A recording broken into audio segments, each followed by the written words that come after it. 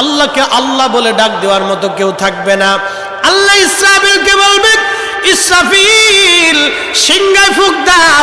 আল্লাহর এই ফেরেশতা সিংহা হাতে নিয়ে মুখের কাছে নিয়ে আল্লাহর আরশে মুআল্লার দিকে তাকায় থাকে। একটা সেকেন্ডের জন্য এদিক আর ওদিক করে না। কখন রব হুকুম দিবে সিংহায় ফুৎকার দেওয়ার জন্যে, যখন সিংহায় ফুৎকার দিবে, কুরআন বলতেছে ইদাস সামাউ ফাতারাত, আকাশ ভেঙ্গে ভেঙ্গে ভেঙ্গে ভেঙ্গে পড়তে থাকবে।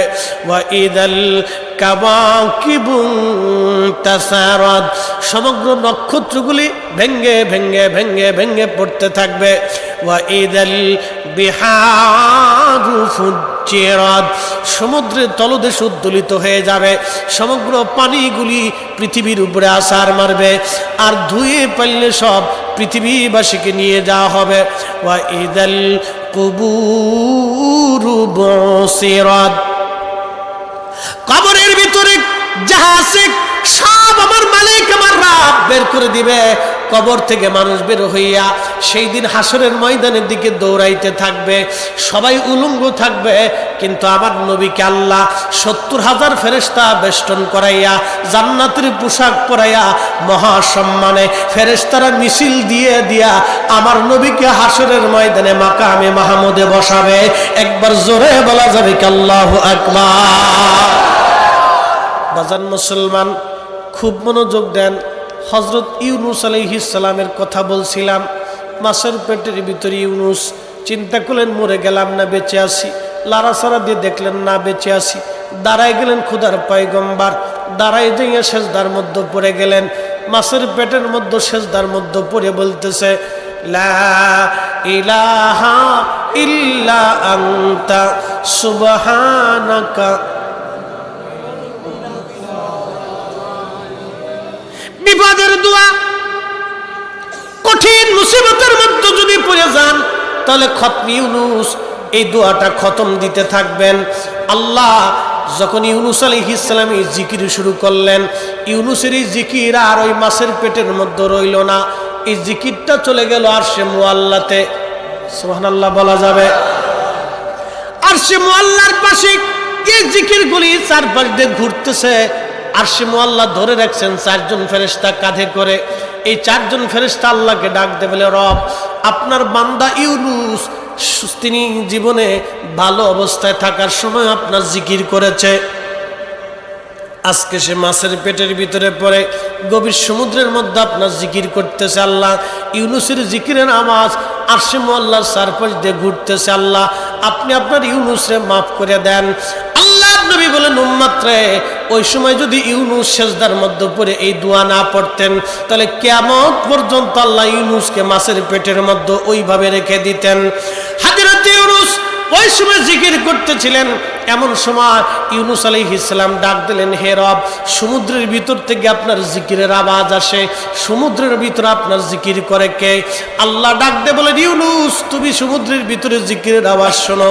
সমুদ্রের পানি আমার জিকির করে, সমুদ্রের কঙ্কর আমি আল্লাহ জিকির করে, সমুদ্রের পাথর আমি আল্লাহর জিকির করে, সমুদ্রের বালুকণা আমি আল্লাহর জিকির করে, সমুদ্রের মাছ আমি আল্লাহর জিকির করে, সমুদ্রের শ্যাওলা আমি আল্লাহর জিকির করে, সমুদ্রের নিচে গাছ আমি আল্লাহর জিকির করে, সমুদ্রের নিচের পাহাড় আমি আল্লাহর জিকির করে। ওই জিকিরের আওয়াজ ইউনূস রে তোমার কানে লাগতেছে। আল্লাহ আল্লাহ ডাক ডাক ইউনূস রে, সমুদ্রের ভিতরে এমন কোন প্রাণী নাই যে প্রাণী আমি আল্লাহ জিকিরে না করে। একবার জোরে বলা যাবে সুবহানাল্লাহ। ইন্নাল্লাহা ওয়া মালাইকাতাহু ইউসাল্লুনা আলান নবী। আল্লাহু আকবার। আমি বলি নাই, কোরআন বলে নিশ্চয় আমি আল্লাহ এবং আমার ফেরেশতারা আমার রাসূলের উপরে দুরূদ আমরা পাঠাচ্ছি এবং আগামীতেও পাঠাইতে থাকবো। এখন ফেরেশতারা তো দুরূদ পড়ে, আমরা দুরূদ পড়ি, কিন্তু আল্লাহ তোর দুরূদ পড়ে না। তো আল্লাহ কি করে জানেননি? একটা সেকেন্ডের জন্য আল্লাহ তার ভালোবাসা থেকে আমার নবীকে জুদা করে না। সব সময়ের জন্য আল্লাহর পক্ষ থেকে নবীর উপর আল্লাহ সাকিনা ভালোবাসা, আল্লাহর সন্তুষ্টি, রাজামন্দি, খুশি আল্লাহ নাজিল করতে থাকে করতে থাকে করতে থাকে করতে থাকে। আগামীতেও করবে। এই জন্য আমরা জিকির করি আল্লাহর স্মরণ আমরা করি, আর আমার আল্লাহ তার নবীর স্মরণ করতে থাকে।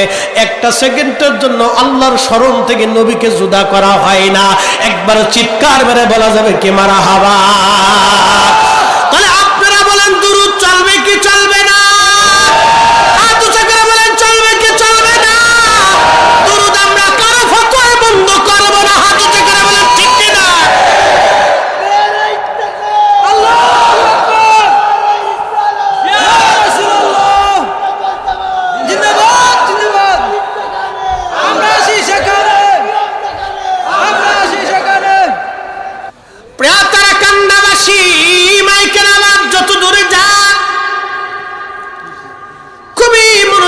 কথাগুলি শুনে যাবেন। রাসূল কারীমের দরবারে, আল্লাহর নবীর দরবারে আপনি যদি বিরাট বড় শিক্ষা নিয়ে যায়, বলেন হুজুর আমি অনেক বড় মুফতি ছিলাম, এইগুলি দিয়ে আপনি আমার গোলাম হিসেবে উম্মত হিসেবে পরিচয় দেন, তা হবে না। কোরআন বলতেছে ইন্না আকরামাকুম ইনদাল্লাহি আতকাকুম, নিশ্চয় তিনি আল্লাহর কাছে সম্মানিত। চেয়ারম্যান বলে আল্লাহ তাকে দাম দিবে না, মেম্বার বলে আল্লাহ দাম দিবে না, প্রধানমন্ত্রী দেখে আল্লাহ দাম দিবে না, রাষ্ট্রপতি দিয়ে আল্লাহ দাম দিবে না, অক্সফোর্ড ইউনিভার্সিটির চ্যান্সেলর দিয়ে আল্লাহ দাম দেবে না, কবি সাহিত্যিক দিয়ে আল্লাহ দাম দেবে না। আল্লাহর কাছে একটা দাম, কার অন্তরে তাকওয়া বেশি হবে। রিক্সাওয়ালাও হতে পারে, দিনমজুর হতে পারে, ঠেলাগাড়িওয়ালাও হতে পারে, মুসিও হতে পারে, মেথরও হতে পারে, আদা পাগল হতে পারে। আল্লাহর দপ্তরে তার যদি তাকওয়া বেশি থাকে, অন্তরে যদি খোদার ভয় থাকে, তার দাম আল্লাহর দরবারে বেশি। কানা ল্যাংড়া বুবা হতে পারে, সে যেই হোক না কেন আল্লাহর দরবারে তার দাম বেশি। কথা বলেন ঠিক কিনা? এক কথাই শেষ, এক বাক্যে শেষ। ইন্নামা ইয়াখশাল্লাহা মিন ইবাদিহিল উলামা।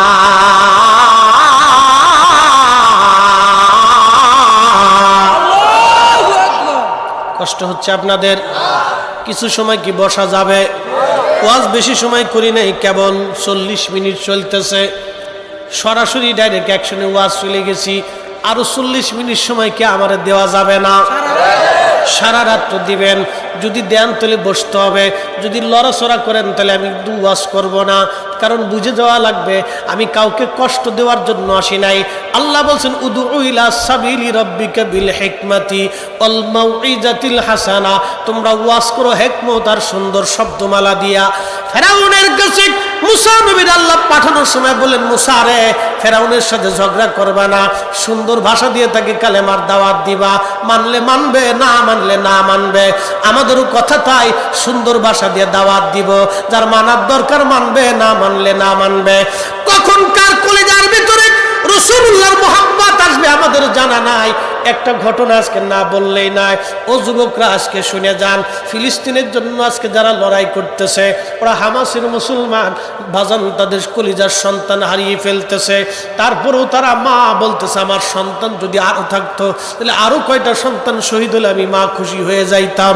তাহলে এই মা আর আমাদের দেশের মা কত তফাৎ। এই মা বলতেছে, আবার যদি আরো সন্তান থাকতো তাহলে আমার সন্তান আরো শহীদ হলে আমি আরো খুশি হইতাম। আর আমরা দেশের বেটিরা মেকআপই ছাড়তে পারে না। মেকআপ নষ্ট হবে দেখে আমার দেশের নারী ওযু করে না। কি কথা কোন না?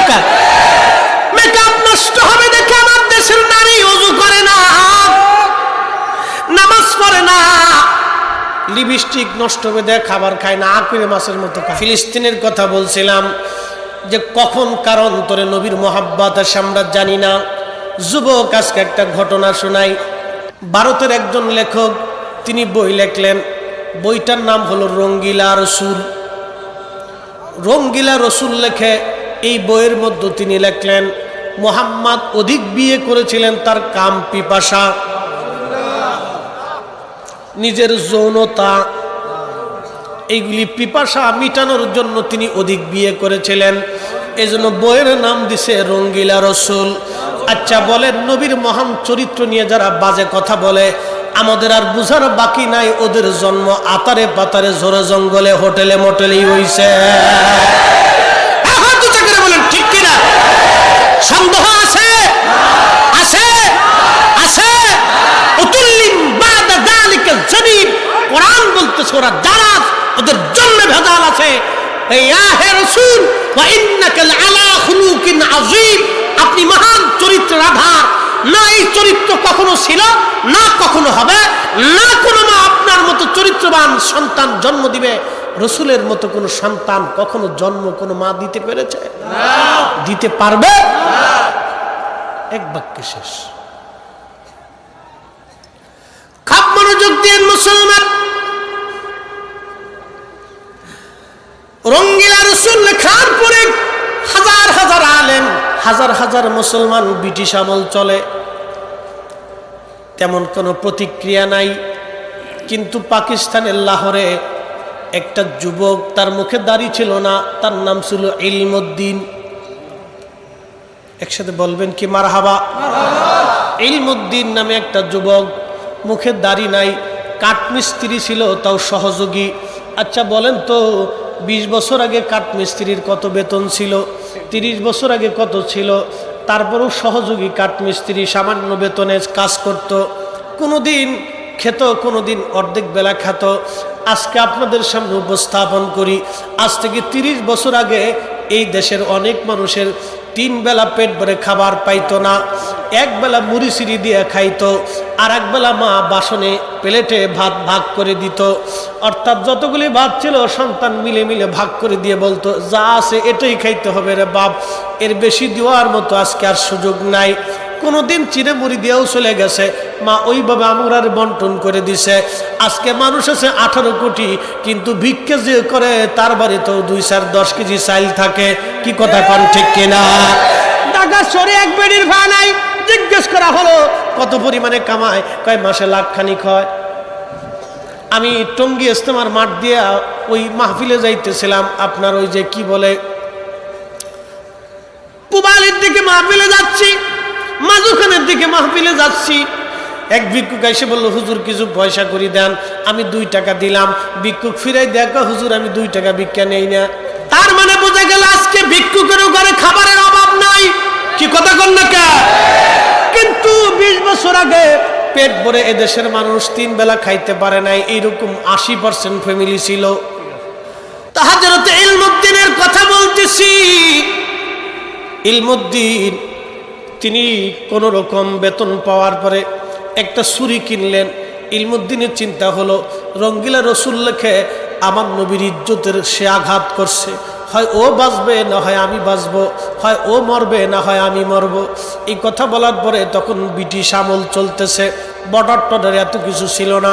পাকিস্তানের লাহোর থেকে রওনা দিয়ে সে ভারতে আসছে। রঙ্গিলা রসুলের লেখকরে সে হত্যা করলো। হত্যা করার পরে পুলিশ তার অ্যারেস্ট করলো, নিয়ে চলে গেল। বিচার আদালত বসছে। ব্রিটিশদের বিচার তো অত্যন্ত কঠিন বিচার, তারা ঘুষ টুস খায় না। আমরা বাঙালি না হয় ঘুষ মুস খেয়ে ডাইন বাম করে এটা সেটা করি। বাজান রে, দুনিয়ার মধ্যে যারা অন্যায় বিচার করে কিয়ামতের ময়দানে তারা বিরাট বড় ক্ষতিগ্রস্ত হবে। দুনিয়ার মধ্যে যারা ন্যায় বিচার করে কিয়ামতের মাঠে আল্লাহ তারা আরশে মুআল্লার নিচে জায়গা করে দিবে। একবার জোরে বলা যাবে কি মারহাবা। হযরত ইলমুদ্দিন বিচারের কাঠগড়ায় ব্রিটিশ বিচারক থেকে জিজ্ঞেস করলো, ইলমুদ্দিন তুমি কি হত্যা করছো? বলে হ্যাঁ। কেন হত্যা করছো? বলে আমার রসুলের নামে ফায়সা কথাগুলো একটা বই লেখছে রঙ্গিলা রসুল, আমি সহ্য করতে পারি না, হয় মরবে না হয় আমি মরব, এই জন্য আমি তাকে হত্যা করে ফেলছি।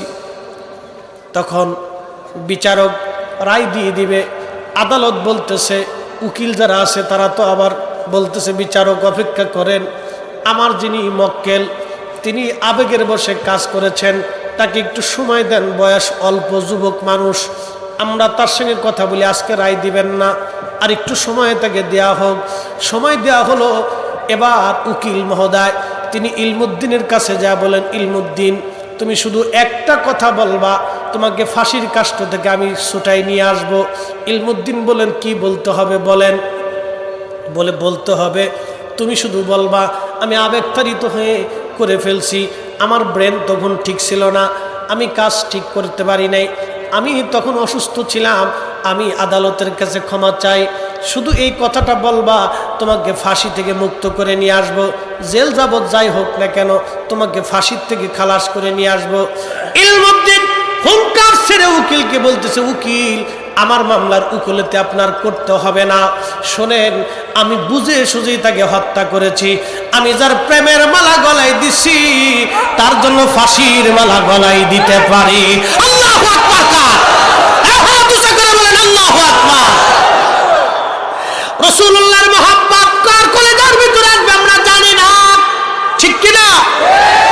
নবীর মহব্বত আসার জন্য অনেক পণ্ডিত বলা হওয়া লাগে না, বিরাট বড় মুফতি হওয়া লাগে না, বিরাট বক্তা হওয়া লাগে না, বিরাট বড় অধ্যক্ষ উপাধ্যক্ষ চ্যান্সেলর প্রিন্সিপাল হওয়া লাগে না, বিরাট বড় শিক্ষিত চেয়ারম্যান মেম্বার এমপি মন্ত্রী মিনিস্টার ওসিডি সিএসপি এগুলি হওয়া লাগে না।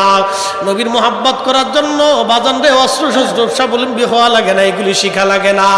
আল্লাহ নবীর মহব্বত কার কলিজায় কখন আসবে তারা কান্দার মুসলমান আমরা কেউ বলতে পারবো না।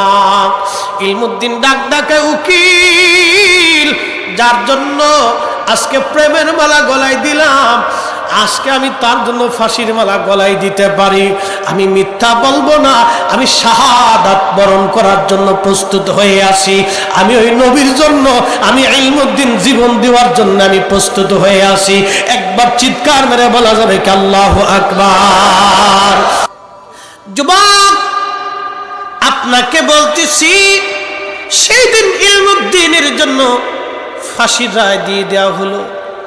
ফাঁসির রায় যখন দেওয়া হয় তখন ইলমুদ্দিন মুস্কি মুস্কি আসে। যখন তারে ফাঁসির কাস্টে নিয়ে যাওয়া হলো, বিচারক ডাক দে বলো, ইলমুদ্দিন তোমার কি কোনো চাওয়া পাওয়া আছে? বলে নাই। ইলমুদ্দিন তুমি কেন মুস্কি মুস্কি হাসো? ও যুবক আজকে তুমি কি মুসলমান হইছ? সিগারেট তুমি ছাড়তে পারো না।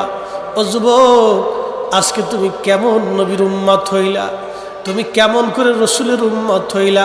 নবীর সুন্নতে রঙে রঙিন হতে পারলা না। ও যুবক তুমি কেমন মুসলমান হইলা? এখনো রসুলের আদর্শের পথে আসতে পারো নাই। যুবক ইলমুদ্দিনের দিকে তাকাও, কোনো লেখাপড়া চার ছিল না, কোনো রকম মক্তবে লেখাপড়া করছে। আহা, ইলমুদ্দিন কোনো মাদ্রাসায় তেমন লেখাপড়া নাই, স্কুল কলেজে কোনো লেখাপড়া নাই। আজকে একটা নিরক্ষর আশিকে রাসূল ইলমুদ্দিন কি বলে শোনো। ইলমুদ্দিন কলিজার ভিতরে কখনকার মহব্বত আসবে আমি জানি না। সেই দিন আমাকে এক ভদ্রলোক ফোন দিল, বলতেছে হুজুর আমি একটা ছাত্র সংগঠনের সাথে জড়িত ছিলাম, অর্ধেক নাস্তিক আর অর্ধেক মুসলমান ছিলাম। হুজুর আলেমদেরকে দেখলাম আর শরীর জ্বলতো, এমন কোনো খারাপ কাজ নাই আমি জীবনে না করছি, এমন কোনো পাপের কাজ নাই যে আমি জীবনে না করছি। ফরিদে হুজুর আমার একটা ওয়াজ আমার জীবন পরিবর্তন করেছে। আপনি হযরতে বেলালকে নিয়ে যে ওয়াজটা করেছিলেন, এই ওয়াজটা শোনার পরে আমি তওবা করে ফেলেছি। আজকে হুজুর আমার চেহারা দেখলে কেউ চিনবে না, আমি দাঁড়িয়ে রাখছি, আমি সব ছেড়ে দিয়ে আজকে নামাজে পাবন্দি হয়ে গেছি। দোয়া করে দিবেন বাকি জীবন যাতে ইসলামের পথে আমি চলতে পারি। একবার জোরে বলা যাবে কি মারহাবা? সেই কথা শোনার পরে পশমগুলো আমার দাঁড়ায় গেল। হায় হায়, এমন যুবক কার কখন কোন সময় কার মহব্বত অন্তরে আসবে জানি না। ইলমুদ্দিনকে বিচারক বলতেছে, ইলমুদ্দিন তুমি কেন হাসতেছ? তোমার কি ভয় করে না? ইলমুদ্দিন জবাব দিল, বিচারক শোনো, আমি যার জন্য প্রেমের মালা গলায় দিছি তার প্রেমে আজ ফাঁসির দড়ি গলায় দেওয়ার জন্য ফাঁসির মঞ্চে উঠেছি। ইলমুদ্দিন ডাক ডাকে বিচারককে, তুমি ভাবতেছো আমি মারা যাইতেছি, কিন্তু শোনো বিচারক, কিছুক্ষণ পরেই আমি আমার ওই নবী রাহমাতুল লিল আলামিনের সাথে জান্নাতে একসাথে আমি মিলিত হয়ে যাব। আমার চাইতে খুশি কে বেশি হতে পারে বিচারক? গত রাত্রিবেলা ওই নবী আমার সঙ্গে স্বপ্নে কথা বলে গেছে, আমি জানি কিছুক্ষণ পরে আমি শহীদ হয়ে যাব। আর এটাও জানি রাহমাতুল লিল আলামিনের সাথে জান্নাতে একসঙ্গে আমি মিলিত হয়ে যাব। চিৎকার করে বলেন না আল্লাহু আকবার। আল্লাহ নবী বললেন, মান রাআনি ফিল মানামি ফাকাদ রাআল হক, যে আমাকে স্বপ্ন দেখলো সে বাস্তবে আমি নবী দেখলো, যে আমি নবীকে স্বপ্ন দেখলো সে বাস্তবে আমি নবী দেখলো। আমি নবী তার সাথে স্বপ্নে দেখা করলাম, কথা বললাম। এবার আপনারা বলেন, নবী যদি আসে, 1450 বছর ধরে রসুল আসতেছে, নবী দেখা করতেছে, নবী দেখা দিতেছে, কি কথা বলেন ঠিক কিনা? তার মানে বোঝা গেল নবীর জায়গা নবী আছে, আমাদের চোখের জায়গা চোখ নাই। সূর্যের জায়গা সূর্য আছে, কিন্তু অন্ধের চোখ দেখে না, বিদায় সূর্যের দোষ হবে না, এটা অন্ধের চোখের দোষ। আমাদের কালবের দরজা বন্ধ, চোখের দরজা বন্ধ, এই জন্য নবী আছে আমরা দেখতে পাই না। ও তারা কান্দার মুসলমান, নবীর জায়গা নবী আছে, উম্মতের চোখের জায়গা চোখ নাই, কথা বলেন ঠিক কিনা?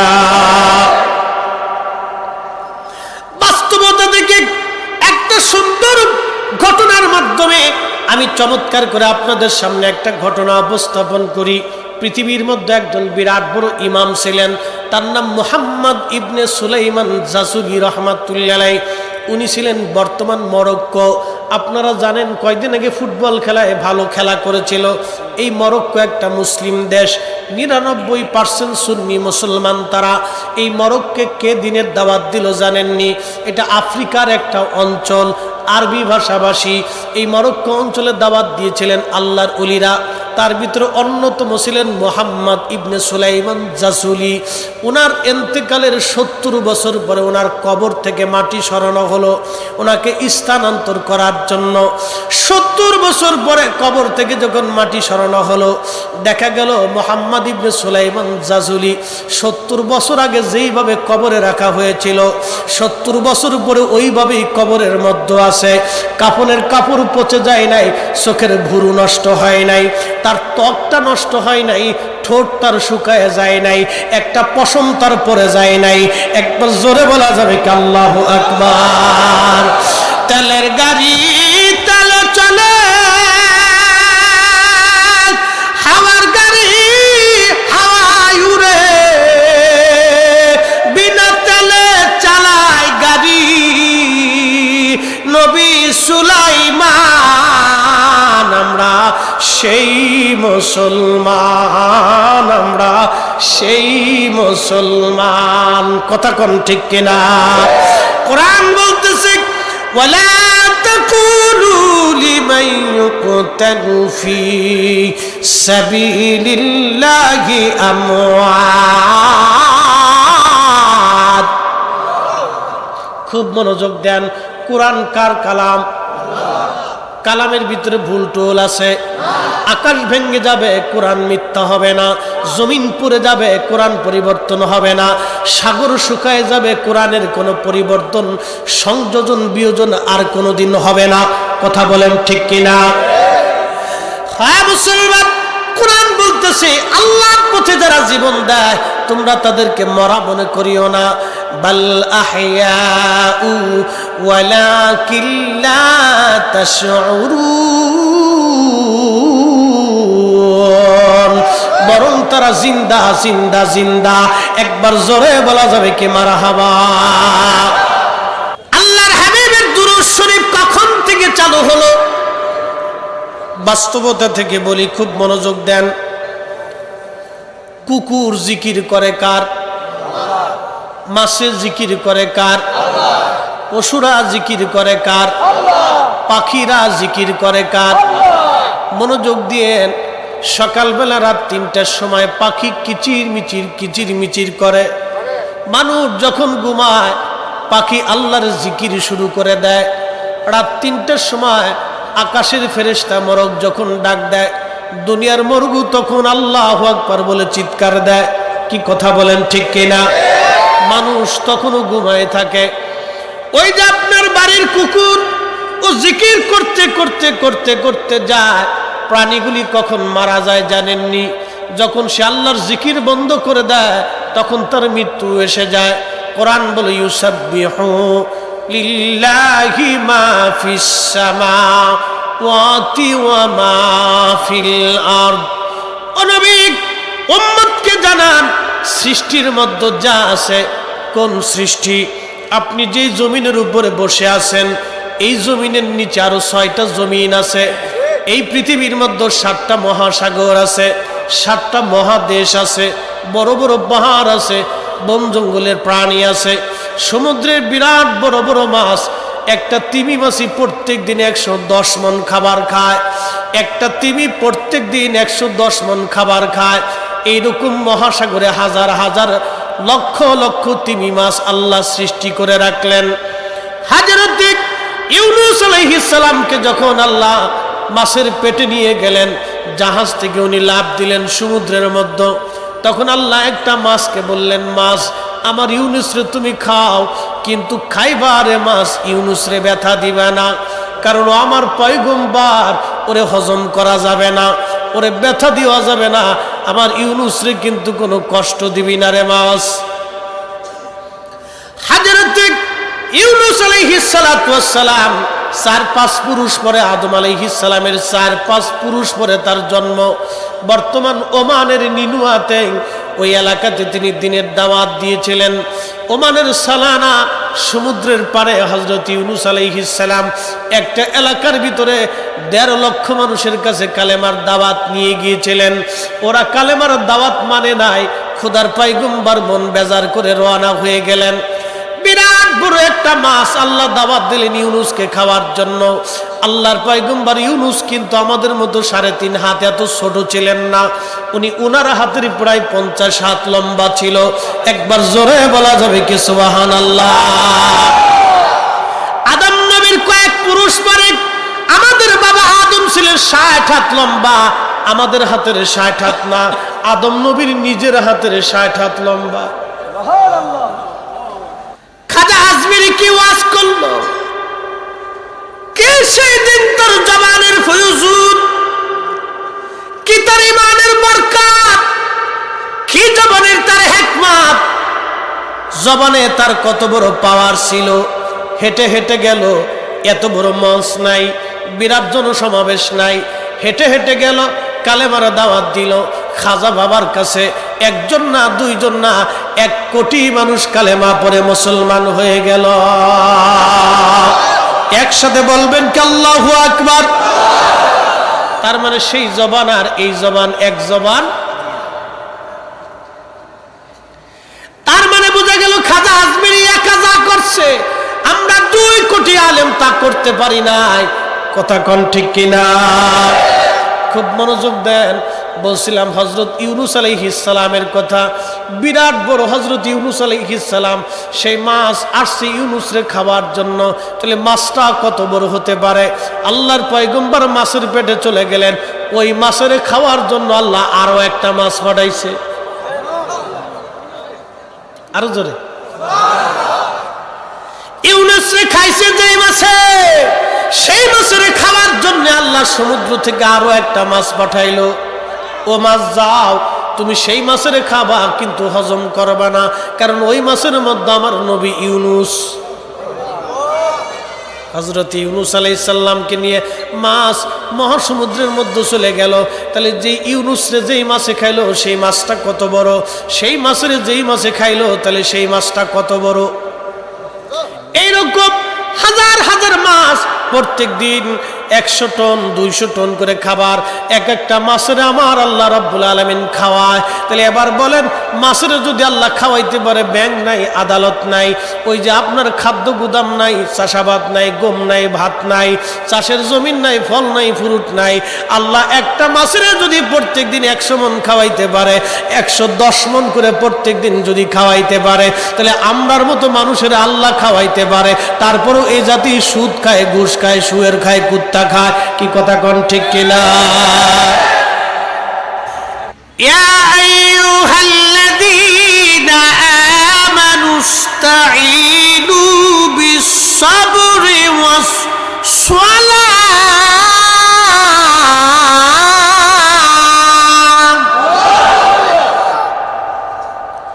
আল্লাহর কুরআন বলে, হে ঈমানদার, তুমি আমার কাছে সাহায্য চাও 2 পদ্ধতিতে। 1 নম্বর পদ্ধতি সবর, ধৈর্য। দুই নাম্বার পদ্ধতি হলো নামাজের মাধ্যমে, সালাতের মাধ্যমে। এজন্য আগের যুগের অলি বুজুর্গ যারা ছিলেন, কোন সমস্যায় পড়ার পরে তারা নামাজ পড়ে আল্লাহর দরবারে হাত তুলতেন।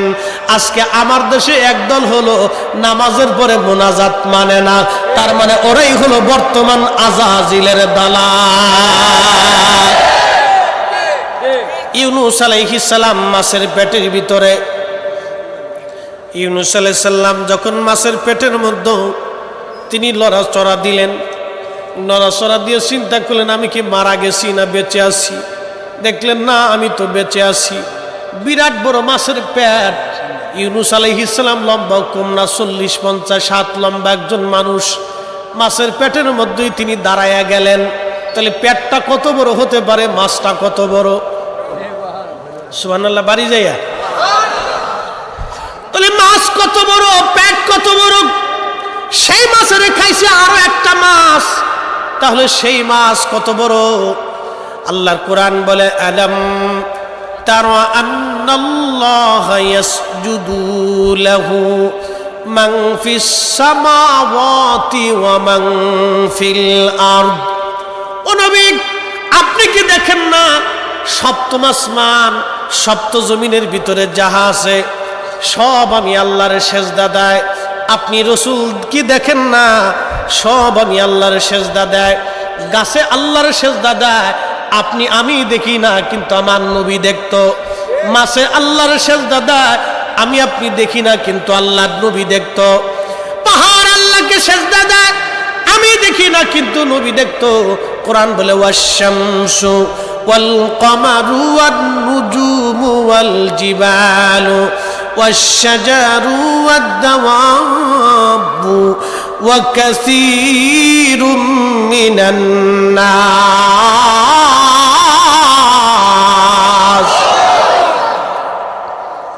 আমরা সেজদা দিব কাকে? জোরে বলেন, আরো জোরে বলেন, কাকে? আল্লাহকে সেজদা দিব। সূর্য আল্লাহকে সেজদা দেয়, নক্ষত্রগুলি আল্লাহকে সেজদা দেয়, চাঁদ আল্লাহকে সেজদা দেয়, পাহাড় আল্লাহকে সেজদা দেয়, গাছ আল্লাহকে সেজদা দেয়, মাছ আল্লাহকে সেজদা দেয়, পশু পাখিরা সেজদা দেয়। ওয়াদাওয়াবু, সৃষ্টির মধ্যে যত পশু পাখি আছে সব আল্লাহকে সেজদা দেয়। ওয়াকাসীরুম মিনান নাস, কিছু মানুষ আল্লাহকে সেজদা দেয়। আল্লাহ নবী বলেন সাহাবীরা রে, ওয়াশ-শামসু তাজরি লিমুস্তাকাররিল লাহা, সূর্য তার নিজস্ব কক্ষপথে পরিভ্রমণ করে। সূরা ইয়াসিনের আয়াতে নবী বললেন, ও আমার উম্মতেরা, তোমরা কি জানো সূর্যটা কোথায় যে ডুবে যায়? সূর্য কোথায় যে ডুবে তোমরা কি জানো? সাহাবীরা জবাব দিল, আল্লাহু ওয়া রাসূলুহু আলাম, আল্লাহ জানে, নবী জানে। আল্লাহ জানে, নবী জানে। আমার সাথে বলেন, আল্লাহ জানে। কথা বলেন, আল্লাহ জানে।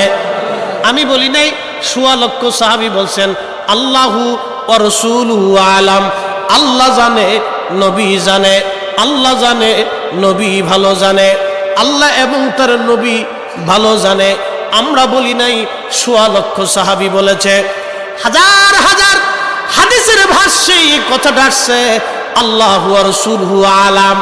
১৬ লক্ষ সাহাবী যারা কালেমার জন্য জীবন দিয়ে দিল, যারা তৌহিদের জন্য জীবন দিয়ে দিল, যারা রিসালাতের মুহাব্বতে জীবন দিয়ে দিল, রাসূলের প্রেমিক, পিঠের চামড়া তাদের উঠে ফেলে দেওয়া হলো, জুদা করে দেওয়া হলো, সমাজ থেকে, রাষ্ট্র থেকে বহিষ্কার করা হলো, চোখের সামনে সন্তান হত্যা করা হলো। আজকে যেমন ফিলিস্তিনে মায়ের সামনে সন্তান আজকে শহীদ হয়ে যাচ্ছে, সন্তানের সামনে মা শহীদ হয়ে যাচ্ছে, ভাই ভাইয়ের সামনে শহীদ হয়ে যাচ্ছে, বাবার সামনে সন্তান শহীদ হয়ে যাচ্ছে।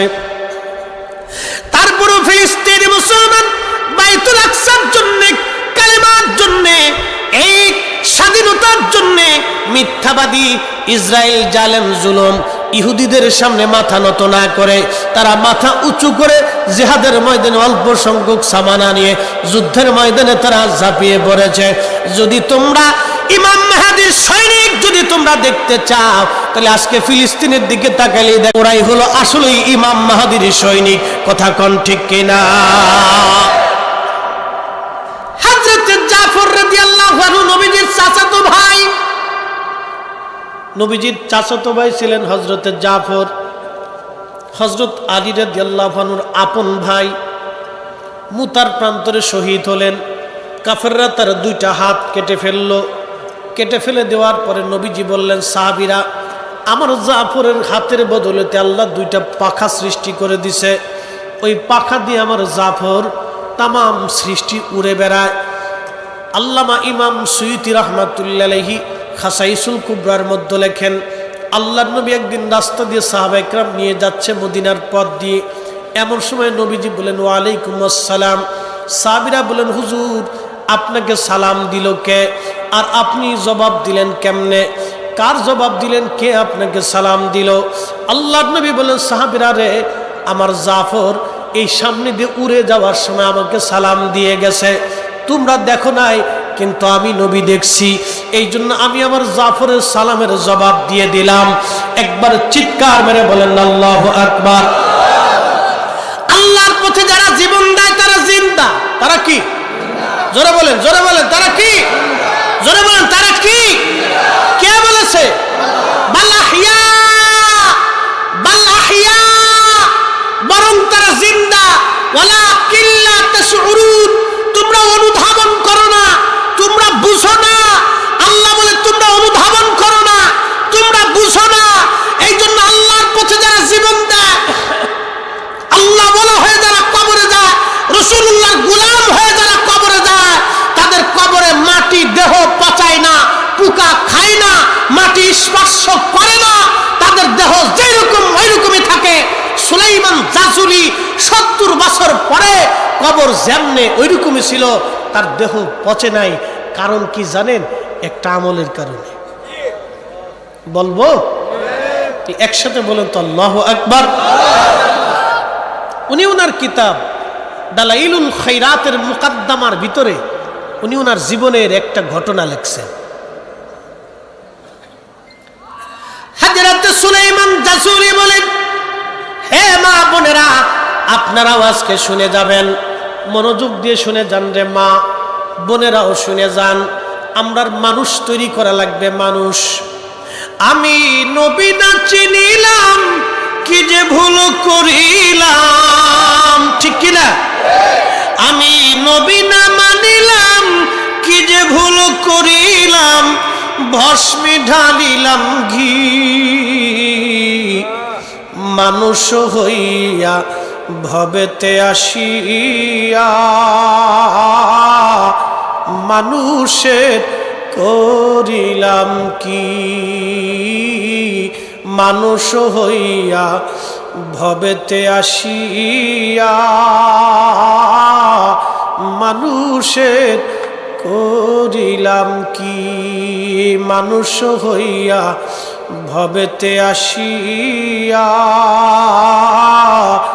মানুষের করিলাম কি।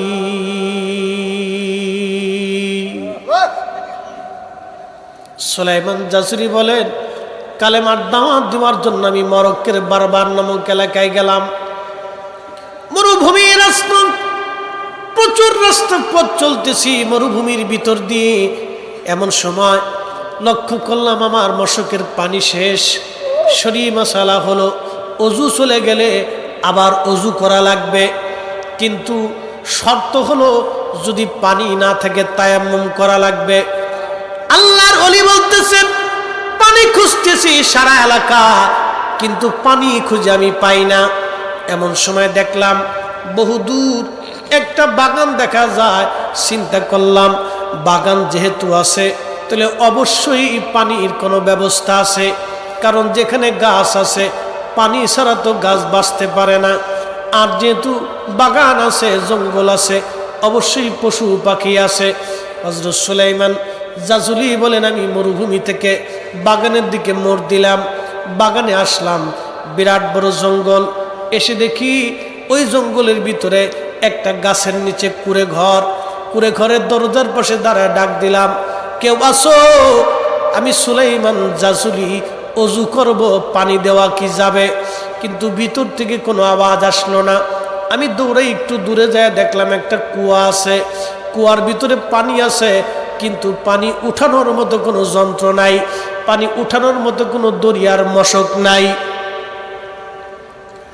সুলাইমান জাসুলি বলতেছেন, আমি একবার কুয়ার পাশ থেকে দৌড়াইয়া ওই ঘরের পাশে আসি, আবার কুয়ার পাশে যাই, আবার জঙ্গলে যাই, দেখি পানি উঠানোর মতো কোনো ব্যবস্থা আছে কিনা। বাজান রে, সুলাইমান জাসুলি রাহমাতুল্লাহি আলাইহি বললেন, কিছুক্ষণ পরে দেখি ওই কুড়ে ঘর থেকে একটা মেয়ে, ছোট্ট একটা মেয়ে বের হয়ে কুয়ার পাশে দাঁড়ায়া দাঁড়ায়া আমার দিকে তাকায়া তাকায়া মুস্কি মুস্কি হাসে। নারী সমাজ কথাগুলি আর শুনে যান, তারা কান্দার মা বোনেরা, ময়মনসিংহের মা বোনেরা শুনে যান, আজকে আমরা কেন রাসূলুল্লাহর দুরুদের প্রতি, হালাল হারামের প্রতি আমরা তাকিদ দেই, মানুষ হওয়ার জন্য আমরা কেন বলি, আজকে শুনে যান। সুলাইমান জাসুলি বলতেছে, আমি মেয়েটাকে ডাক দেয়া বললাম, ও মেয়ে, তুমি কি জন্য হাসো? তুমি কি দড়ি বালতি সামলে রাখছো? তুমি কি মশক সামলায় রাখছো? দড়ি মশক কি করে পানি উঠাবো? মেয়েটা ডাক দেয়া বলল, হুজুর আপনার নাম কি? বলে, আমার নাম মুহাম্মদ ইবনে সুলাইমান জাসুলি। বলে, হুজুর আপনি অনেক বড় মুহাদ্দিস, আপনি অনেক বড় আলেম, আপনার অনেক ছাত্র আছে এই জমিনে। হুজুর আজকে একটা প্রশ্ন করব, জবাব দিবেন, বলো মা কি বলতে চাও? হুজুর আপনি দড়ি বা মশক তালাশ করেন, পানি উঠাবেন। বলে, হ্যাঁ মা, আমি অজু করব, নামাজ পড়ব, নামাজের রক্ত চলে যায়। ছোট্ট মেয়েটা ডাক দিয়ে বলতেছে, হুজুর দড়ি আর মশক ছাড়া কি কুয়ার ভিতর থেকে পানি উঠানো যায় না? একসাথে জোরে বলা যাবে কি আল্লাহু আকবার? কষ্ট হচ্ছে? বোঝা যায়? তাহলে আরো জোরে বলি আল্লাহু আকবার। পাওয়ার আছে? এই উম্মতের পাওয়ার আছে না? আস্ত হয়ে গেল না? জোরে বলবেন পাওয়ার আছে? এই উম্মতের পাওয়ার আছে। হযরতে মুসা নবী দেখে তাওরাতের মধ্যে মুসা নবী দেখে রে একটা উম্মত দেখা যায়, এই উম্মতের 70 গুণ দাম বেশি। মুসা আলাইহিস সালাম আল্লাহকে বলল, রব ওই উম্মতটা তুমি আমারে দিয়ে দাও। মুসা আলাইহিস সালাম আল্লাহ বারাক দিয়ে বলেন, মুসা রে ওই উম্মত তোমাকে দেওয়া যাবে না। বলে, আল্লাহ কারণ কি? বলে, ওই উম্মত আমি আমার আখিরি নবীর জন্য বরাদ্দ করেছি। মুসা নবী ডাক দিছে, আল্লাহ উম্মতের দাম যদি এত বিরাট হয় তাহলে আমাকে ওই নবীর উম্মত বানায়া দাও। আল্লাহ বলেন, না তাও হবে না। কুনতুম খায়রা উম্মাতিন উখরিজাত লিন-নাসি তা'মুরুনা বিল মা'রুফি ওয়া তানহাউনা আনিল মুনকার। আল্লাহ বললেন, তোমাদেরকে সর্বশ্রেষ্ঠ জাতি বানাইলাম, সব উম্মত থেকে তোমাদেরকে শ্রেষ্ঠ বানাইলাম। একবার জোরে বলা যাবে কি মারহাবা? দুই ভাই কাদের বলে হাজিরা সবাই একসাথে হজ করলাম। তোমরা খোদার ঘর দেখছো, আমরা দুই ভাই খোদার ঘর দেখার সুযোগ হলো না। তোমরা মদিনা দেখছো, কিন্তু আমাদের মদিনা দেখার নসিব হলো না। তোমরা রওজা শরীফ দেখছো, কিন্তু আমাদের রওজা মোবারক দেখার নসিব হলো না। মা ছিল, বাবা ছিল, টাকা পয়সা ধন সম্পদ সব ছিল, কিন্তু আমাদের ঘরের মধ্যে বাবা মার জায়গা ছিল না।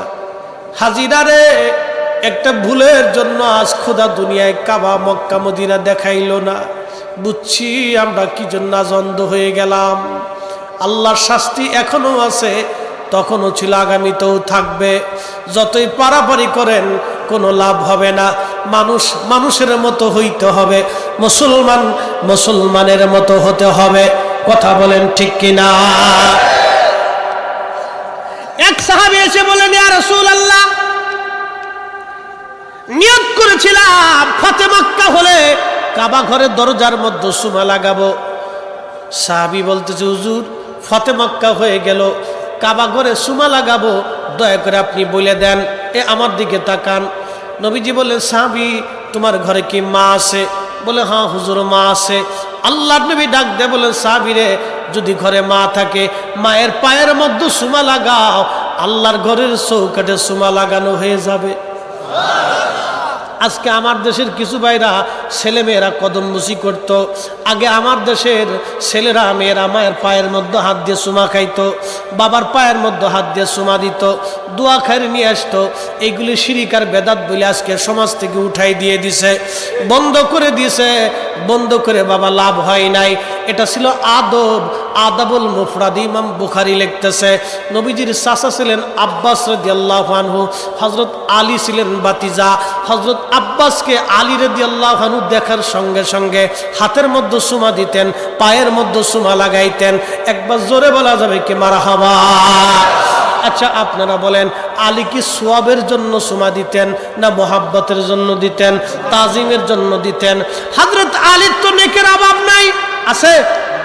হযরত আলী নিজেও জান্নাতি, তার দুইটা বেটা জান্নাতের যুবকদের সর্দার, তার স্ত্রী জান্নাতের মহিলাদের সর্দারিনী, তার শ্বশুর দুজাহানের সর্দার, তার শাশুড়ি হযরত খাদিজা জান্নাতিনী। এবার আপনারা বলেন তো, হযরত রাসূলের পুরা পরিবারটা জান্নাতি ঘর, তার তো নেকের অভাব ছিল না, কিন্তু তারপরেও আলী চাচার মহব্বতে, চাচার সম্মানে হাতের মধ্যে পায়ের মধ্যে চুমা লাগাইতেন। আরে যেই ছেলে পায়ের মধ্যে সন্তান, যেই সন্তান বাবা মার পায়ের মধ্যে চুমা লাগায়, ওই সন্তান কোনোদিন বাবা মার চেহারার দিকে তাকায় চোখ রাঙ্গায় কথা বলে না। কি কথা কন না? এগুলি আজকে শিরিক আর বেদাত বলে অনেকে বন্ধ করে দিচ্ছে। হযরত মুহাম্মদ ইবনে সুলাইমান জাসুলির কথা বলছিলাম, মনে আসেনি আপনাদের? কবরের ভিতরে দেহ পচে না, একসাথে জোরে বলা যাবে কি আল্লাহু আকবার? কবরের ভিতরে দেহ পচে নাই কেন? একটা আমলের জন্য। আমলটা কি আপনাদেরকে শুনুন। হযরত সুলাইমান জাসুলি রাহমাতুল্লাহি আলাইহি তিনি বলতেছেন, আমি মেয়েটাকে বললাম, মারে তুমি কি দড়ি বালতি মশক কি সামলায় রাখছো? মেয়েটা বলে, না হুজুর। আপনার পরিচয় কি দয়া করে বলবেন? তখন মেয়েটা বলতেছিল, সুলাইমান জাসুলি বলল, হ্যাঁ বাবা, মা আমার নাম মুহাম্মদ ইবনে সুলাইমান জাজুলি। বলে, মা। মেয়েটা বলতেছে, হুজুর আপনি কি একটা প্রশ্ন করি জবাব দিবেন, বলো দড়ি মশক ছাড়া কি কুয়ার নিচ থেকে পানি উঠানো যায় না? বলে, হ্যাঁ। না মা, কি করে সম্ভব? তখন এই মেয়েটা বলতেছিল, হুজুর অপেক্ষা করেন, আমি কুয়ার নিচ থেকে দরিয়ার মশক ছাড়া পানি উঠাইয়া আপনাকে দেখাচ্ছি। একবার জোরে বলা যাবে কি আল্লাহু আকবার? হযরত সুলাইমান জাসুরি বলতেছে, আমি দেখলাম কুয়ার ভিতর থেকে পানি উঠে উঠে কুয়া ভরে গেল। আমি আশ্চর্য হলাম। মেয়েটা দৌড়ায় ঘরের মধ্যে চলে গেল। আমি ওই পানি দিয়ে ওযু করলাম, নামাজ পড়লাম। নামাজ পড়ার পরে আমি খুব চিন্তায়, সারা জীবনের এত মুহাদ্দিসগিরি আমি করলাম, এত হাদিস আমি পড়াইলাম, এত ছাত্র আমার হলো, কিন্তু এই নিয়ামত তো আমি হাসিল করতে পারি নাই। কি করা যায়? দৌড়াইয়া ওই মেয়েটার ঘরের দরজার পাশে টোকা লাগাইলেন, ও মা দরজা খোলো রে মা, দরজা খোলো। ও নারী সমাজ, আজকে আপনারা শুনে যান, আমাদের দেশের মেয়েরা বেপর্দা হয়ে যায়, বেহায়া হয়ে যায়, রাস্তাঘাটে বেপর্দায় চলে। মেয়ের উন্না থাকে পিছে, মেয়ে থাকে সামনে সামনে। ও নারী, সৌন্দর্য বাড়ানোর জন্য তুমি কত মেকআপ করলা, কত সুন্দর পোশাক পরলা, কিন্তু সৌন্দর্য হবে না। মেয়েদের সৌন্দর্য দুই জায়গা, এক নম্বরে পর্দা, দুই নম্বরে নামাজ। যেই নারী পর্দা করে, নামাজ পড়ে, ওই মেয়েকে আল্লাহ নুরানি চেহারাওয়ালা বানায় দেয়। একবার জোরে বলা যাবে কি মারহাবা? চ্যালেঞ্জ 6 মাস দিয়ে গেলাম নারী সমাজকে, 6 মাসের জন্য দিয়ে গেলাম। 1 নম্বরে সালাত, 2 নম্বরে ওযু। পর্দা পর্দা 1 নম্বরে পর্দা, 2 নম্বরে নামাজ। এই দুইটা জিনিস দিয়ে গেলাম। কোনো নারী যদি নিয়মিত 6 মাস এই কাজ করে, তার চেহারা অটোমেটিক সুন্দর হবে, একটু মেকআপ করা লাগবে না। আম্মাজান সারা, হাওয়া আলাইহিস সালামের পরে আম্মাজান সারার মতো এত সুন্দর নারী কোনো মা জন্ম দিতে পারে নাই। আল্লাহ এত সুন্দর করে তারা তৈরি করেছিলেন, জীবনে কোনোদিন মেকআপ করে নাই। হযরত ইব্রাহিম খলিলুল্লাহর তিনি স্ত্রী ছিলেন। আম্মাজান সারাকে মিশরের ফেরাউন ধরে নিয়ে গেল তার সাথে ব্যভিচার করার জন্য, আম্মাজান সারাকে হরণ করার জন্য, তার ইজ্জত লুণ্ঠন করার জন্য। আম্মাজান সারা 2 রাকাত নামাজ পড়ে আল্লাহকে বলতেছেন, হে রব, আমি আপনার বান্দি, আপনি আপনার খলিলের সাথে আমাকে বিয়ে দিয়েছেন। আল্লাহ, এই দুনিয়াতে আপনার খলিলের স্ত্রী আমি ছাড়া আর কেউ নাই। আল্লাহ, জীবনে কোনো পুরুষ আমার শরীর স্পর্শ করে নাই বেগানা। হে রব, আমি আমার নিজেকে পবিত্র রেখেছিলাম, শুধুই আপনার খলিলের জন্য আমার শরীরকে নির্বাচন করেছি। আল্লাহ, এই ফেরাউন থেকে আপনি আমার নাজাত দেন। ফেরাউন যখন হাত দিতে গেছে তখন ফেরাউনের সমস্ত শরীর আল্লাহ অবশ করে দিছে। না হইল না, আরেকটু জোরে বলবেন, আরো জোরে। ইব্রাহিম আলাইহিস সালাম ছিলেন বাইরে, আর খোদার খলিলের স্ত্রী ছিলেন অন্দর মহলে। আল্লাহ ইব্রাহিমের চোখের দরজা খুলে দিলেন, কালবের দরজা খুলে দিলেন। আজকে যারা বলেন যে নবী দেখে না, আমি বলবো আপনার চোখ কানা হয়ে গেছে। আপনি দুনিয়াতে ঈমান কানা, আপনি আসলে আকীদাও বুঝেন না, ঈমানও বুঝেন না, আপনি নবীও মানেন না, নবী চিনেনও না। ইব্রাহিম আলাইহিস সালাম তিনি বাইরে, আর আম্মাজান সারা তিনি ছিলেন অন্দর মহলের একবারে রাজ সিংহাসনের একবারে খাস মহলে। ফেরাউন ধরতে গেছে, আল্লাহ অবশ করে দিচ্ছে। ফেরাউন কান দেয়ার কয়, আগের মিশরের বাচ্চাদেরকে ফেরাউন বলা হতো। মুসা আলাইহিস সালাম যে ফেরাউনকে চুবাই মারছে ওই ফেরাউন না, আরো একটা ফেরাউন। এই ফেরাউন ছিল লুচ্চে, সুন্দরী নারী দেখলে তাদেরকে উত্ত্যক্ত করত। তো ফেরাউন ডাক দেখা, সারা রে, তুমি আল্লাহর কাছে বলো আমারও যাতে মাফ করে দেয়, আমি তোমারে মুক্ত করে দিব। তা হযরত আম্মাজান সারা বলতেছে, আল্লাহ, ফেরাউন যদি এই অবস্থায় মরে যায় তো মানুষ বলবে আমি তাকে মেরে ফেলছি। আল্লাহ, তুমি তারে আবার সুস্থ করে দাও। সে মাপ সাপ চাইতেছে। মুমিনরা সবসময় দিল নরম থাকে, কথা কোন ঠিক কিনা? আজকের ফিলিস্তিন ইসরায়েল যুদ্ধ কেন হয় জানেন? এই যে আমরা যেমন দয়া করে রোহিঙ্গাদেরকে জায়গা দিছি, এরকম ফিলিস্তিনিরা আজ থেকে 70 বছর 75 বছর আগে এই ইসরায়েল ইহুদিদেরকে জায়গা দিছিল। আপনি ঠিক বললেও ঠিক, না ঠিক বললেও ঠিক, এটাই ঠিক। কি কথা কন না কে? ওরা ছিল রোহিঙ্গা। কি ছিল? ওই ইহুদিরা ছিল রোহিঙ্গা। হিটলার 60 লাখ ইহুদি মারছে। 60 লাখ মারার পরে কয়টার বাসায় রেখে কইছিল, দুনিয়াত কয়টা ইহুদি বাসায় তুই গেলাম পরে বুঝবি। আজকে হিটলারের কথা ঠিক হয়েছে, ওরা সারা দুনিয়া অশান্তি বাঁধাইছে, সারা পৃথিবী নিয়ে। ইউক্রেন যুদ্ধ, ইউক্রেন রাশিয়ার যুদ্ধ ইহুদিদের কারণে। এসব এই শয়তানি, ওরা সারা দুনিয়া শয়তানি করে বেড়ে, ওরা সারা দুনিয়াতে শয়তানি করে। এর ইতিহাস আবার টান দিলে রাত চলে যাবে না, এদিকে যাব না, খুব মনোযোগ দেন। ওরা খাইতে পারতো না, ফিলিস্তিনের জায়গা দিল, ওরা কই যাবো, এত কটা ইহুদি থাকুক না। থাকতে দেওয়ার পরে ইহুদিদেরকে ব্রিটিশরা অস্ত্র দিল, টাকা দিল, খাদ্য দিল, চিকিৎসা দিল, বাসস্থান দিল, কোটি কোটি ডলার বুড়ি বুড়ি দিয়ে, শিক্ষা অশিক্ষিত এদের শিক্ষা টিক্ষা দিয়ে, অস্ত্র শস্ত্র দিয়ে, ট্রেনিং দিওয়াইয়া এরপরে ইসরায়েল একটা রাষ্ট্র গঠন করলো। ইসরায়েল কোনো দেশ ছিল না, এটা ফিলিস্তিন মুসলমানদের জমিন, এটা বাইতুল আকসা, এটা আমাদের জমিন। আগেও মুসলমান, এখনো মুসলমান, আগামীতেও মুসলমান। যুদ্ধ হবে, জিহাদ হবে, ফিলিস্তিনটা স্বাধীন হবে বাইতুল আকসার জন্য। আমরা প্রত্যেকটা বাঙালি মুসলমান নিজেদের জীবন দেওয়ার জন্য প্রস্তুত আছি। হাত উঁচা করে বলে ঠিক না?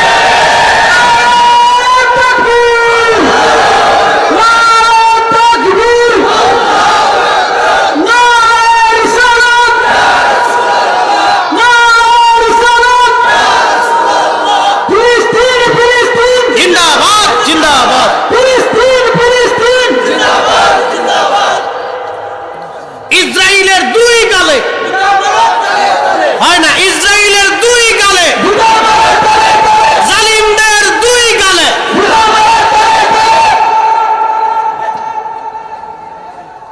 প্রিয় মুসলমান, এই ইহুদিরা ছিল রোহিঙ্গাদের মতো পথভ্রষ্ট। ফিলিস্তিনিরা তাদেরকে জায়গা দেওয়ার পরে আজ করুণ অবস্থা, প্রায় 10 লক্ষ ফিলিস্তিনিদের বাড়িঘর ওরা দখল করে নিছে। ওরা কেমন করে অত্যাচার করে জানেননি? রাত্রিবেলা ঘুমিয়েছেন আপনি, সকাল 10টার সময় নোটিশ আসছে এই বাড়ি ঘর তুমি ছেড়ে দাও। যদি ছেড়ে না দাও তাহলে ধরে নিয়ে যাওয়া হবে। যদি কেউ প্রতিবাদ করত ধরে নিয়ে যাইতো, তাকে জেল জরিমানা দেওয়া, কোনো বিচার সালিশ নাই, ওইভাবে তাকে ওই অবস্থায় জেলখানায় ধরে রাখতো, অত্যাচার করত, নির্যাতন করত। এইভাবে 10 লক্ষ ফিলিস্তিনের বাড়িঘর ওরা দখল করেছে।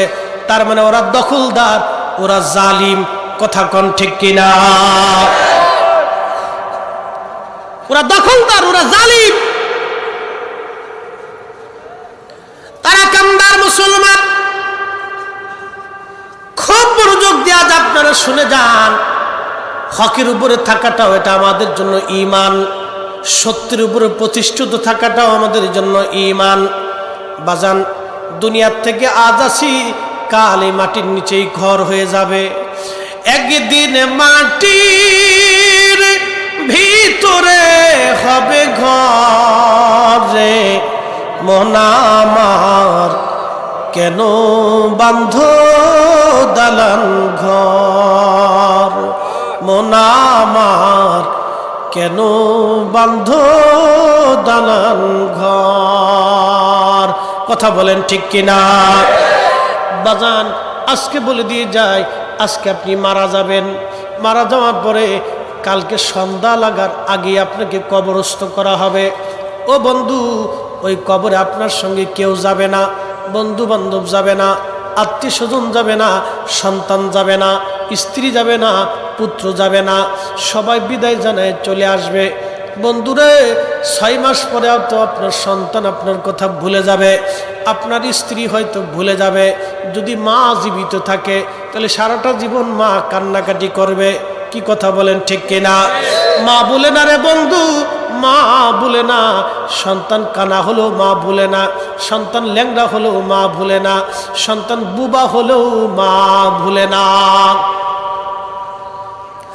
কিন্তু ওই কবরে আপনাকে দেখতে আসবে কে? সবাই যখন আপনাকে ভুলে যাবে, একজন আপনাকে ভুলবে না, তিনি রাহমাতুল লিল আলামিন, তিনি নবী। নবী নবী গোলামি করলে ওই নবীর গোলামি করে যাওয়া লাগবে, দল করলে ওই নবীর দল করে যাওয়া লাগবে, জীবন দিলে ইলমুদ্দিনের মতো নবীর জন্য জীবন দিয়ে যাওয়া লাগবে।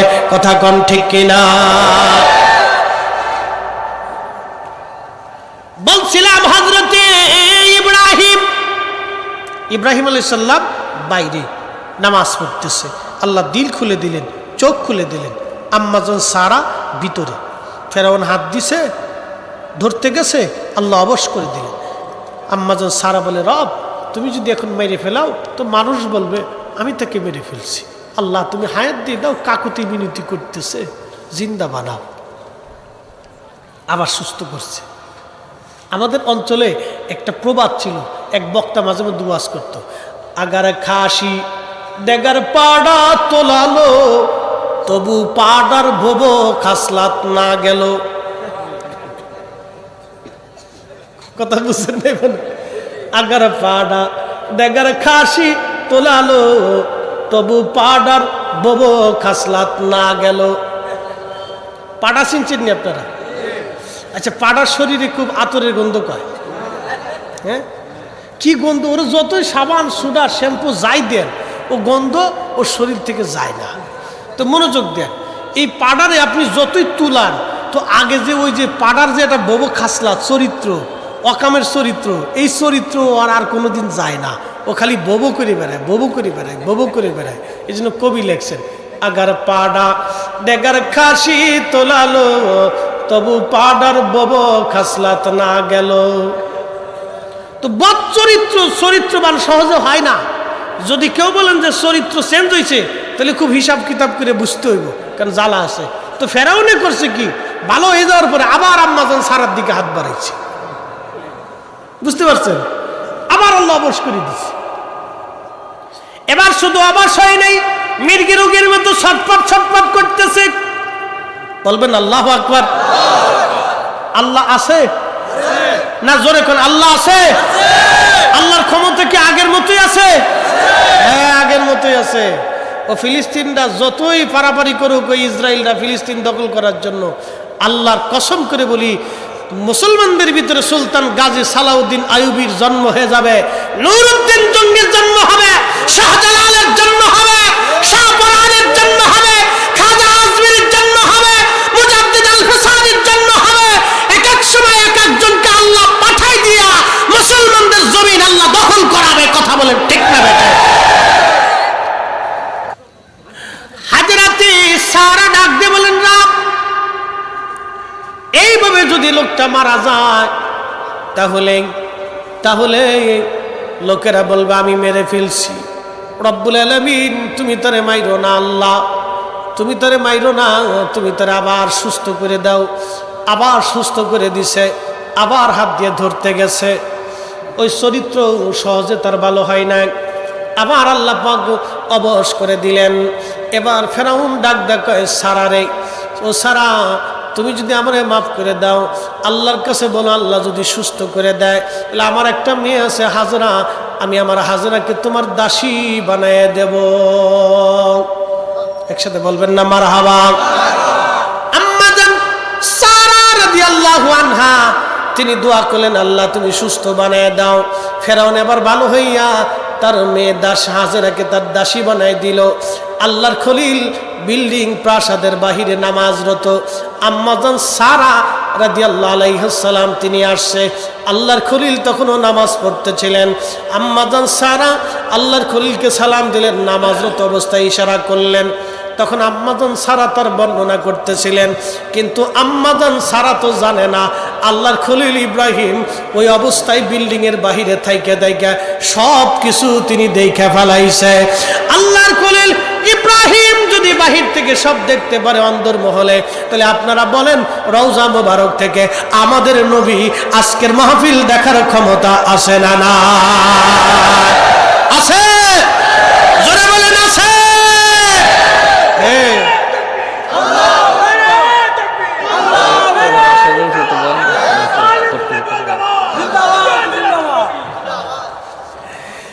আল্লাহু আকবার ওয়ালিল্লাহিল হামদু বিসমিল্লাহির রাহমানির রাহিম।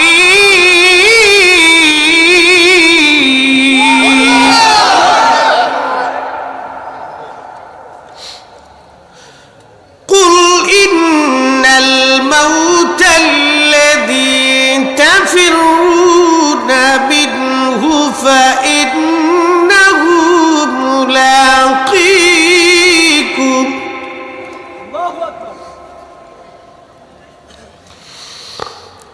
সুম্মা তুরাদ্দুনা ইলা আলিমিল গায়বি ওয়াশ-শাহাদাত।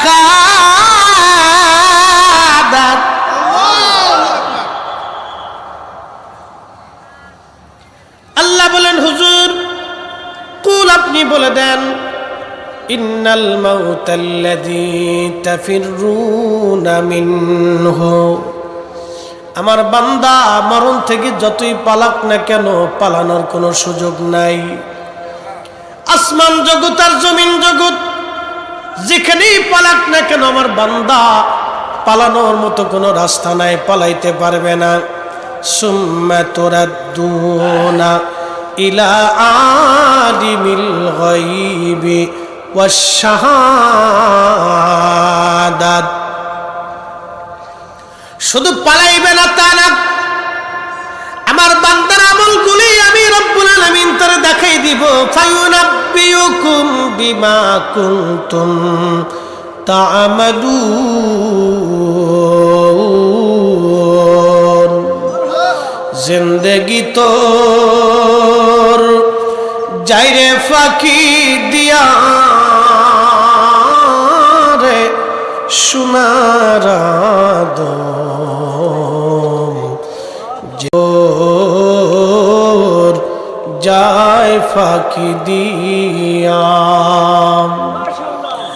ও আদমরি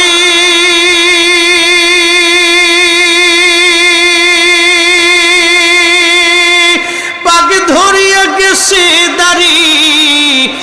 সন্ত আছে গোটা চারি সমন জারি গিয়াছে করিয়ারে সোনার আদম জিন্দেগি তোর যায় ফাঁকি দিয়া জিন্দেগি তোর যায় রে ফাঁকি দিয়া রে সোনার আদম জিন্দেগি তোর যায় ফাঁকি দিয়া। তারা কান্দার মুসলমান, কবর হাসর বড় কঠিন জায়গা, বিরাট বড় কঠিন। হাসরের মাঠ কত বিরাট হবে তার একটা ছোট্ট বর্ণনা আমি আপনাদের সামনে তুলে ধরি, মনোযোগ দেন। বর্তমান পৃথিবীতে মানুষ আছে 800 কোটি। কত কোটি? 800 কোটি মানুষ। এই 800 কোটি মানুষ সারা পৃথিবীর মধ্যে 800 কোটি মানুষ কিয়ামত পর্যন্ত, আদম শফিউল্লাহ থেকে কিয়ামত পর্যন্ত তত মানুষ হাসরের মাঠে দাঁড়াবে। আল্লাহর জমিনের মধ্যে যত ফেরেশতা আছে সব ফেরেশতারা হাসরের মাঠে দাঁড়ায় যাবে। কত ফেরেশতা দাঁড়াবে জানেননি? আল্লাহ, তা ফেরেশতা কত বড় বড় ফেরেশতা। জিব্রাইল একজন ফেরেশতা, তার 600 পাখা আছে। একটা পাখা দিয়ে একটা বাড়ি দিলে দুনিয়ার থেকে আসমানে যাইতে 1 সেকেন্ড সময় লাগে না। একবার জোরে বলা যাবে কি সুবহানাল্লাহ? বাকি 599 পাখা ব্যবহার করা লাগে না। এত বিরাট বড় ফেরেশতা আল্লাহর সামনে দাঁড়াবে সেই দিন স্ব-আকৃতিতে, নিজের আকৃতিতে দাঁড়াবে, কোনো মানুষের আকৃতি না, স্ব-আকৃতি। 600 পাখা সহ বিরাট আকৃতি। জিব্রাইল, আজরাইল, মিকাইল, ইসরাফিল, মালেক, যত ফেরেশতা আছে নিজেদের আকৃতিতে কিয়ামতের মাঠে দাঁড়াবে। তাহলে সেই মাঠটা কত বড় হবে? আল্লাহু আকবার। তো জিব্রাইল কত বড়? পৃথিবীর সব পানি যদি জিব্রাইল আলাইহিস সালামের মাথায় ছাড়েন, পৃথিবীতে সমুদ্র আছে 7টা।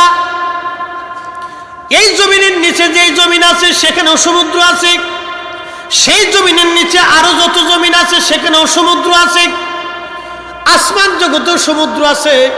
সমগ্র পানি যদি জিব্রাইল আলাইহিস সালামের মাথার উপরে ছেড়ে দেন, পানি পড়ে পড়ে পড়ে পড়ে পায়ের গোড়ালি যাওয়ার আগ পর্যন্ত সব পানি শেষ হয়ে যাবে, কিন্তু পানি গোড়ালির পরে আর যাবে না। একবার চিৎকার মেরে বলা যাবে কি আল্লাহু আকবার? এত বিরাট বড় জিব্রাইল আর মিকাইল আর ইসরাফিল স্ব-আকৃতি হাসরের মাঠে দাঁড়াবে। হায় হায় হায়, মাঠ কত বড় হবে! সমস্ত জিন জাতি সেই মাঠে দাঁড়াবে। তাহলে মাঠ কত বড় হবে! সমস্ত পশু পাখিরা হাসরের মাঠে দাঁড়ায় যাবে। বলো হুজুর, পশু পাখি দিয়ে আল্লাহ কি করবে? একটা গরু আর একটা গরুর বিরুদ্ধে হাসরে মামলা করবে। আল্লাহ, দক্ষিণ পাড়ার গরু আমার এসে